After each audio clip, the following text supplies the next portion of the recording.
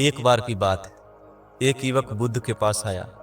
वह बेचैन परेशान था। उसने कहा, गुरुदेव, मेरा मन कभी शांत नहीं रहता। कभी अतीत की यादें मुझे सताती है तो कभी भविष्य की चिंता मुझे घेर लेती है। मैं क्या करूं?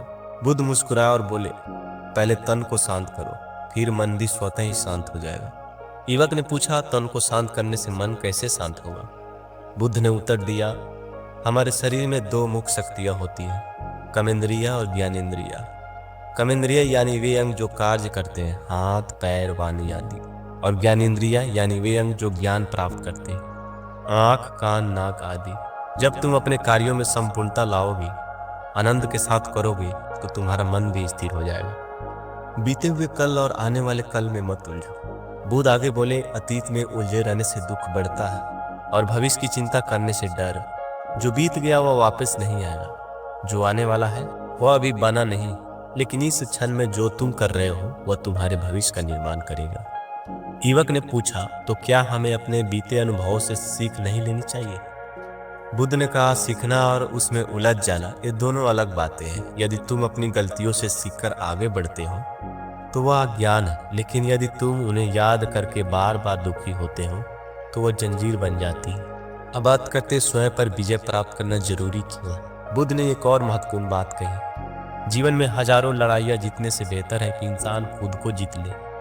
बाहरी दुनिया को जीतने का कोई अंत नहीं है, लेकिन अगर तुम अपने अंदर के भय, लालच और क्रोध पर विजय पा लेते हो तो तुम सच्ची शांति पा सकते हो। युवक ने पूछा, अपने अंदर की लड़ाई जीतने का क्या तरीका है? बुद्ध बोले, जो तुम पढ़ते हो, जो प्रवचन सुनते हो, यदि उसे अपने जीवन में अपनाते नहीं हो तो वह व्यर्थ है। ज्ञान सिर्फ जानने के लिए नहीं, जीने के लिए होता है। युवक ने फिर पूछा, गुरुदेव, लोग डरते क्यों? बुद्ध मुस्कुराए और बोले, डर तब आता है जब हम दूसरों पर निर्भर होते हैं। जब हम सोचते हैं कि अगर फलाना व्यक्ति या चीज हमारे जीवन में नहीं रही तो हम क्या करेंगे।